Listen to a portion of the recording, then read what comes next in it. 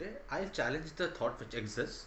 I will tell you the importance of outliers and how you should use outliers instead of just discarding outliers, why you should use and how you should use outliers. Okay.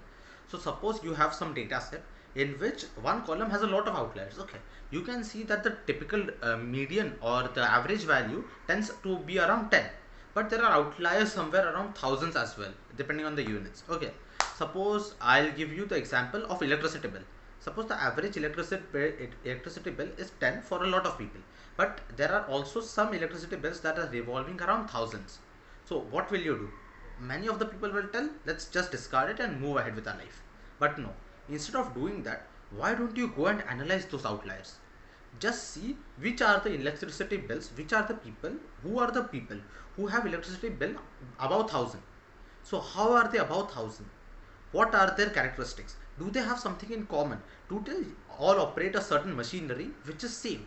Or does this bill depend on some machinery? Or what is different from the ones which is the 10?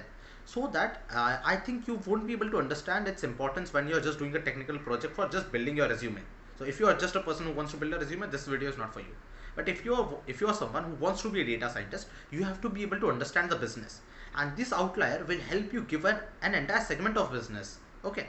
Because you can understand that yes, these people have electricity bill about 1000, so they use this particular product, so they are in this particular range, so you can devise something which is custom made for them, which they will use. So instead of just making it redundant outliers, you can use outliers in your analysis to make your business better.